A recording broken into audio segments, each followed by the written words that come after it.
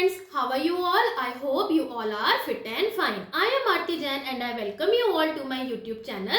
Now restart. Students, हमने class 10th का biology का चैप्टर लाइफ प्रोसेसेस शुरू किया हुआ है, जिसमें हमने न्यूट्रिशन, ट्रांसपोर्टेशन, रेस्पिरेशन वाले टॉपिक्स डिटेल्ड में पढ़ लिए हैं और उनको अच्छे से रिवाइज कर लिया है. आई होप आप सब लोगों ने उसका अच्छे से रिविजन किया होगा.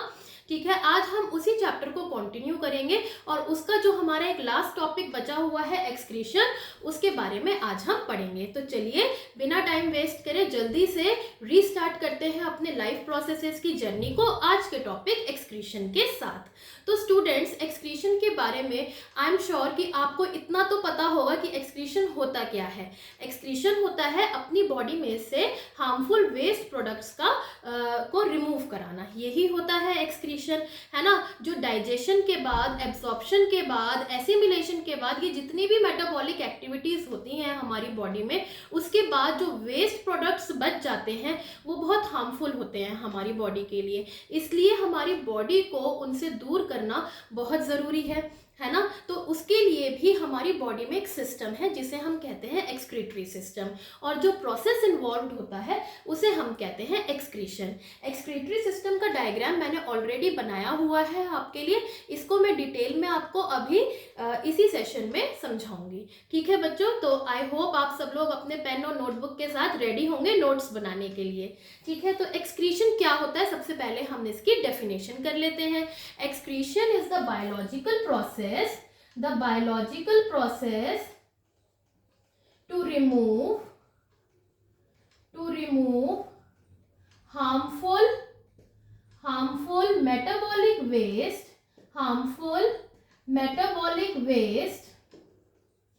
from the body is called excretion. ठीक है, ये तो हो गई एक्सक्रीशन की बात. ठीक है, और इसके सिस्टम को हम लोग क्या कहते हैं, जो हमारी बॉडी में होता है उसे हम कहते हैं एक्सक्रीटरी सिस्टम. ठीक है बच्चों, अब अगर मैं बात करूं यूनिसेलुलर ऑर्गेनिजम्स की. यूनिसेलुलर ऑर्गेनिजम्स आपको पता है डिफ्यूजन के थ्रू ही सारी चीज़ें करते हैं. हमने ये न्यूट्रिशन में भी पढ़ा था कि क्या था, फूड पार्टिकल था, और एमीबा में हमने पढ़ा था ना न्यूट्रिशन इन एमीबा, क्योंकि एमीबा भी एक यूनिसेलुलर ऑर्गेनिज्म होता है.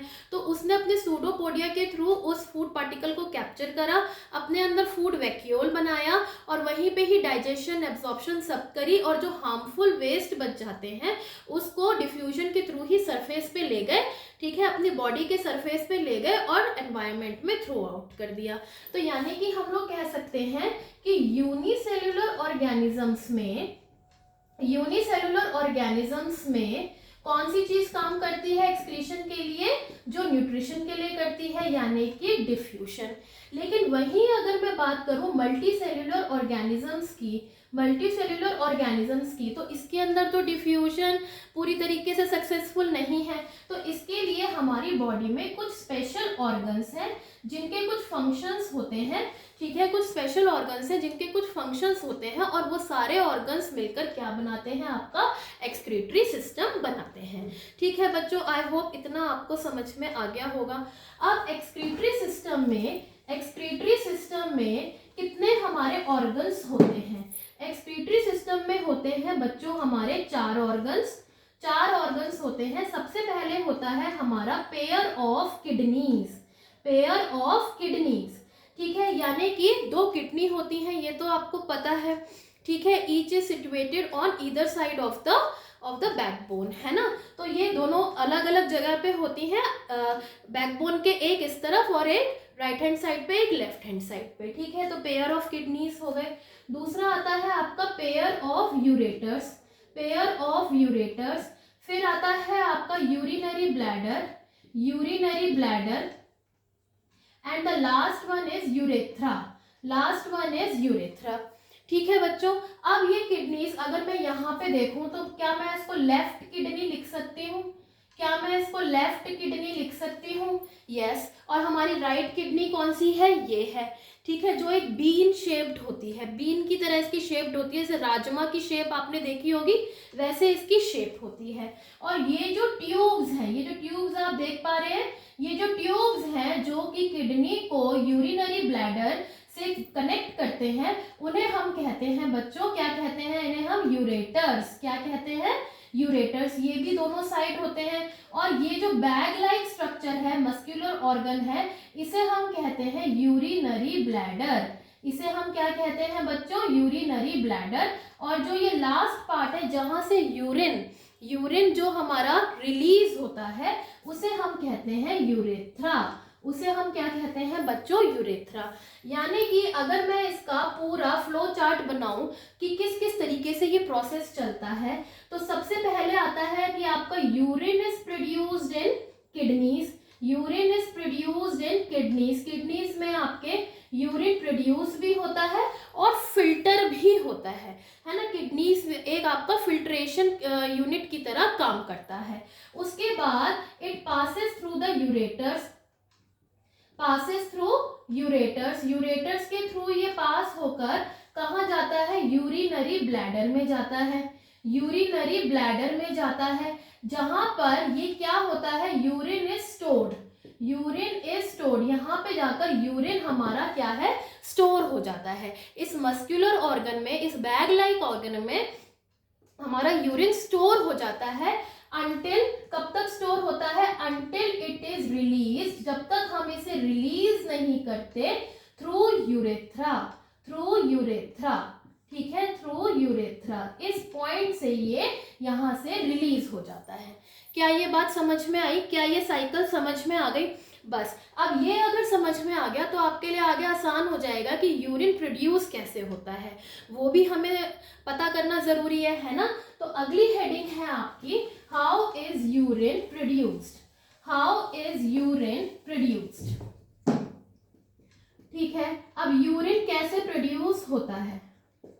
अब आप लोग ये जानते हैं कि कार्बन डाइऑक्साइड भी एक वेस्ट प्रोडक्ट है हमारी बॉडी का, जिसको हम कैसे रिमूव करते हैं? ब्लड में से हम उसको लंग्स तक ले जाते हैं। ये हमने ट्रांसपोर्टेशन में पढ़ लिया, डिटेल में पढ़ लिया है ना। लंग्स तक लेके जाते हैं और फिर वो रिमूव आउट हो जाती है बाय एक्सहेलेशन एंड इनहेलेशन, है ना, यही होता है। तो इसी तरीके से जो हार्मफुल वेस्ट प्रोडक्ट्स होते हैं डाइजेशन के बाद, एब्जॉर्प्शन के बाद, वो कौन से होते हैं? हमारे नाइट्रोजनस वेस्ट होते हैं। ठीक है, नाइट्रोजनस वेस्ट। ठीक है, like urea and uric acid. अब इसे ध्यान से समझिएगा। ये जो नाइट्रोजनस वेस्ट होते हैं इनको हमें रिमूव करना है। कहाँ से रिमूव करना है? फ्रॉम ब्लड में से रिमूव करना है। तो इसको हम कहाँ पास कर देते हैं? किडनीज में। ठीक है, हम इसको कहाँ पास कर देते हैं? किडनीज में पास कर देते हैं। यहाँ पे किडनीज जो है वो एक basic filtration unit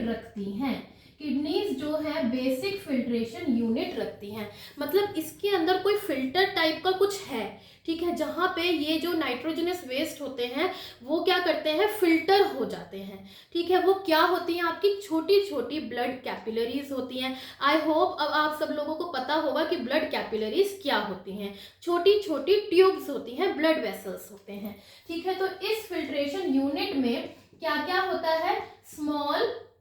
small blood capillaries होती हैं जिनका कप शेप्ड एंड होता है। ठीक है, एंड होता है जिसको हम कहते हैं ब्राउनियंस कैप्सूल। ये इंपॉर्टेंट है, ब्राउनियंस कैप्सूल। ठीक है बच्चों, ये एक, अगर आप इसको चाहें तो इसको स्टार लगा सकते हैं। इसको आप क्या लगा सकते हैं? स्टार। ये होता है आपका ब्राउनियंस कैप्सूल। यानी कि अगर मैं देखूं तो इस तरीके से होता है। मैं यहाँ बनाकर दिखा रही हूँ। जैसे ये आपकी काफी सारी कैपिलरीज निकल रही हैं और ये कॉइल्ड ट्यूब में है। इस तरीके से ये कॉइल हुआ है और यहाँ पे एक ये जो क्लस्टर है ना, गुच्छा है जो, ये कप शेप्ड एंड से ढका हुआ है, जिसे हम कहते हैं ब्राउनियन कैप्सूल कहते हैं हम उसे। ठीक है, तो यहाँ पे क्या होता है? हमारे किडनीज में क्लस्टर होता है, cluster of small blood capillaries. ठीक है, cluster of small blood capillaries, जो कि कप शेप्ड एंड में होता है, जिसे हम ब्राउनियंस कैप्सूल कहते हैं। इसका क्या फंक्शन होता है? It collects the filtrate, it collects the filtrate, ये फिल्टरेट को कलेक्ट करता है। मतलब जो चीज छन गई, जो चीज फिल्टर हो गई, नीचे जो भी चीज बची, फिल्टर वाली चीज तो हमारी वो क्या है? वो तो वेस्ट है, उसे तो हमें बाहर डालना ही है, थ्रो आउट करना है, ठीक है। लेकिन जो फिल्टरेट बचा उसको ये ब्राउनियन कैप्सूल इकट्ठा कर लेता है। तो ये जो हमारा बेसिक फिल्ट्रेशन यूनिट बना ना, कैपिलरीज और कैप्सूल को मिलाकर, सी और सी को प्लस करके जो बना, उसे हम क्या कहते हैं बच्चों? ये जो डायग्राम मैंने बनाया है इसे हम क्या कहते हैं? नेफ्रॉन। क्या कहते हैं? नेफ्रॉन।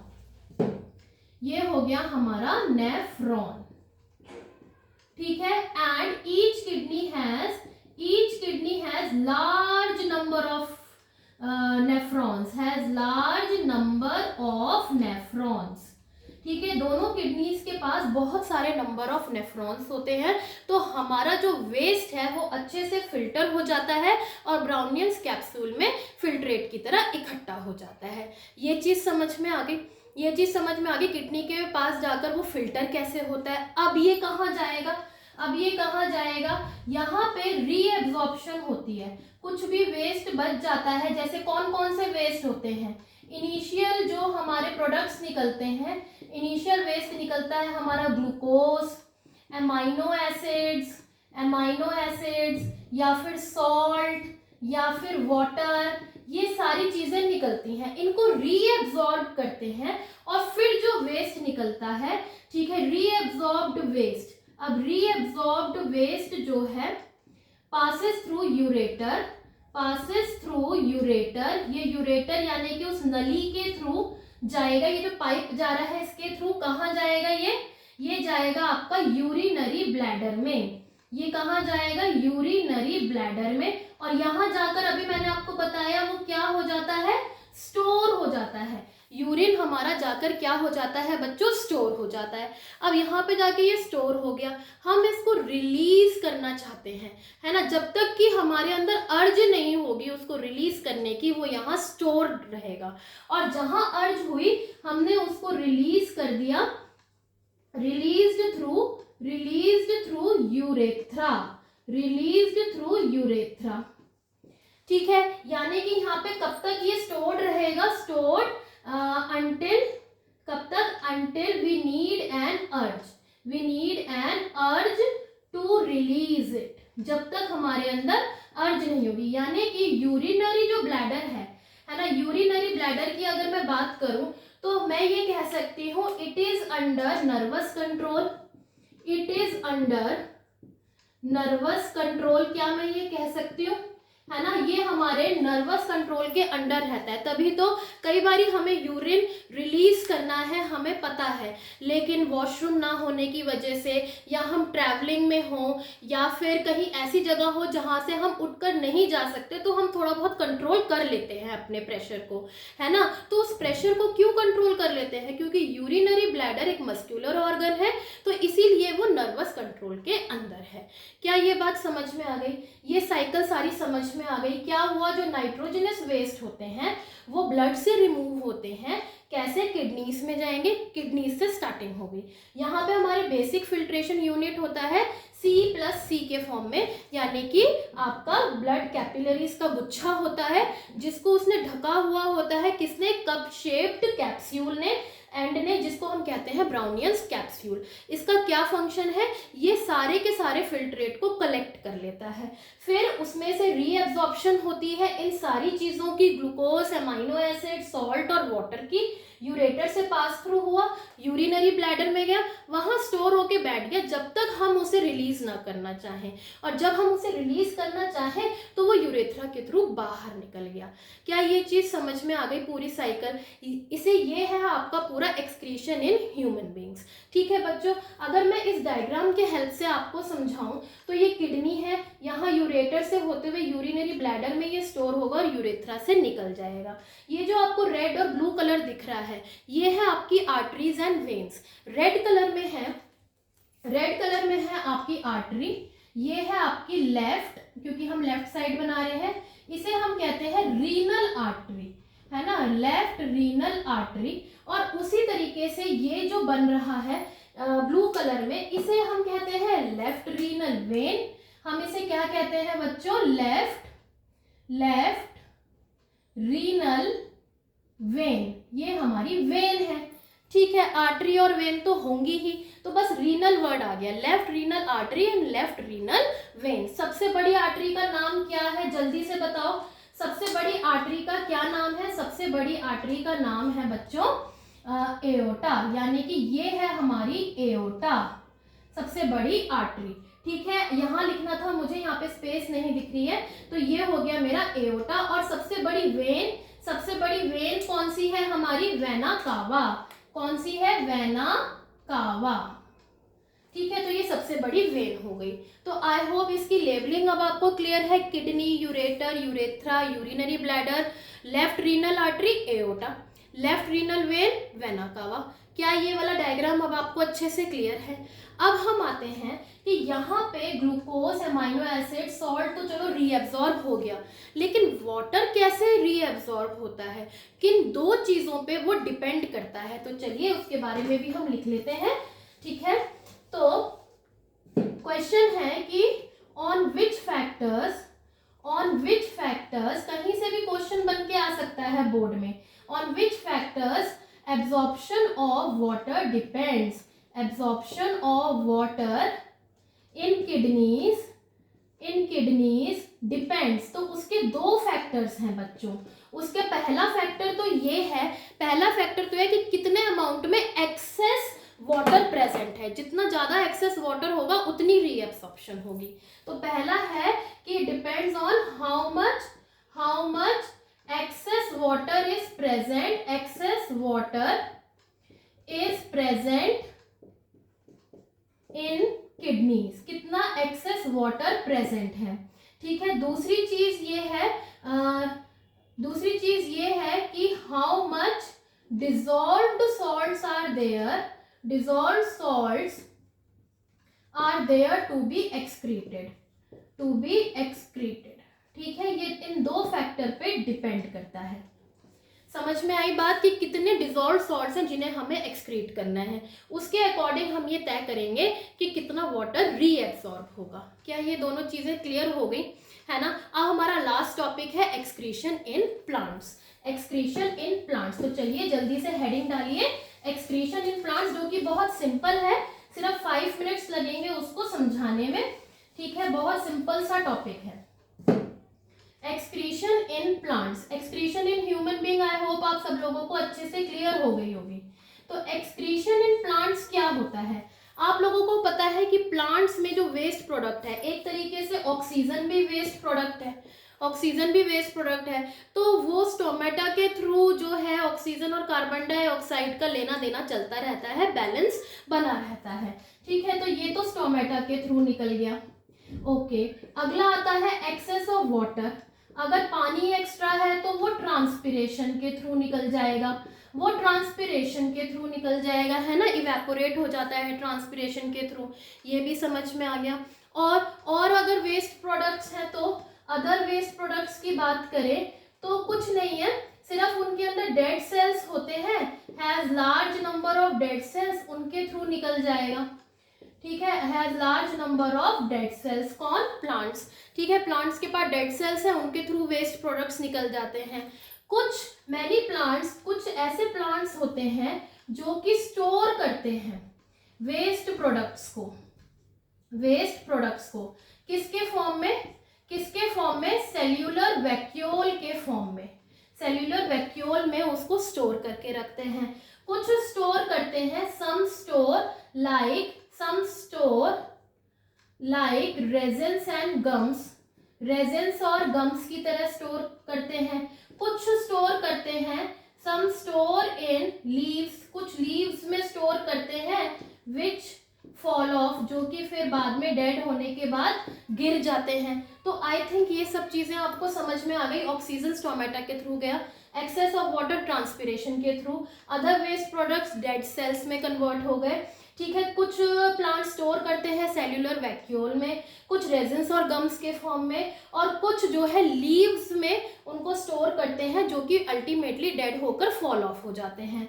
और कुछ प्लांट्स, लास्ट हम कहेंगे फाइनली कि कुछ प्लांट्स उसको स्टोर करते हैं या थ्रो आउट करते हैं, some throw out in soil, soil में थ्रो आउट कर देते हैं वो अपने वेस्ट प्रोडक्ट्स को। बस यही है एक्सक्रीशन इन प्लांट। सिंपल था ना, कहा था 5 मिनट्स में हो जाएगा, तो बस है ना। यानी कि मेन आपका एक्सक्रीशन इन ह्यूमन बीइंग है, वो भी सिंपल है, बस आपको फ्लो चार्ट के थ्रू वो साइकिल कंप्लीट करनी आनी चाहिए। तो ठीक है बच्चों, this completes your chapter life processes. अगर कोई डाउट आता है मुझे कमेंट सेक्शन में ज़रूर बताइएगा। आपको आज की वीडियो कैसी लगी मुझे इसका फीडबैक ज़रूर दीजिएगा। मिलते हैं आपसे अगले वीडियो सेशन में एक नए टॉपिक के साथ। तब तक के लिए खुश रहिए, स्वस्थ रहिए, मस्त रहिए और पढ़ते रहिए। Bye bye students.